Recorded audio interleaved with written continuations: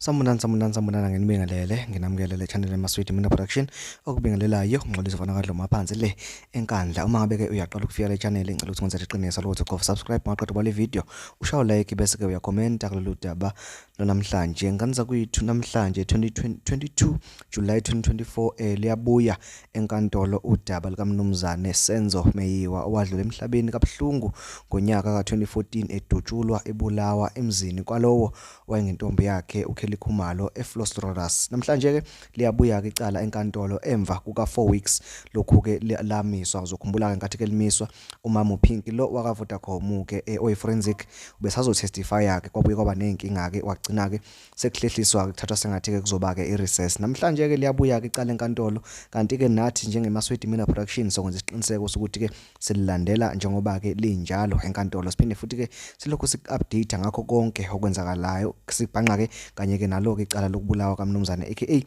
kanye ke no Tips umngani wakhe. So njengoba ke lizobuya namhlanje ke leli cala isisebenzi ke saka Vodacom uPinki sizobeka testify yake mayelana nama towers kanye ke nezinto ezithinta ke abasolwa bobahlanu ukuthi ke ngabe kuyenzeka na ukuthi ke mangabe betrace amafoni abo betrace ama calls akhona inama links aphakathi kwabo abahlanganisa naleli cala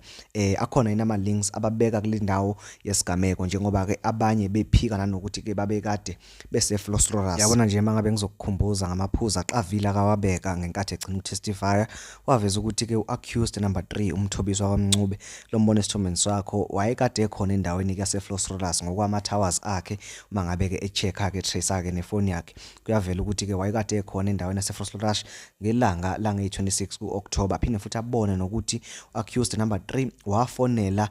uaccused number 5 ufiso kuhle wamfonela ngalo lolo suku lango 26 uOctober. Kanti ke futhi uzokhumbula ukuthi ke noSizwe Zungu wayekade ethe okanye kulobufakazi ayekade kebulethile wayeveze ukuthi abasolwa babekade bese Flosrolas mhla ka26 kuOctober 2014 kodwa abasolwa bajike bakuphika futhi ke nabo lobufakazi okanye nayo leyo nkulumo kaSizwe Zungu. Uzokhumbula ukuthi ke ngokwestate uSenzo Meyiwa wabulawa ngaphakathi kwehour ka8 ntambama kuya kwelika 9 ntambama. Le foni ke ka accused number 3 ukuthi nje kube khona activity enzakalayo kuyona kwahamba kwagcina ku 8:30 emva kwalapho kwangabe kusaba na activity enzakalayo kuyona kwazi kwaba ke ilanga langakusasa. Umthetho ke okanye ke istate sisola ukuthi ke uaccused number 3 naye wayekade ke ekhona ngaphakathi endlini lapho kwabulawa khona uSenzo Meyiwa. Namhlanje ke sizolalela ke ukuthi ke uPinki uhamba afike ephike nobufakazi mayelana ke nokulinka amafoni kanye ke namatower nezinamba nokufonelana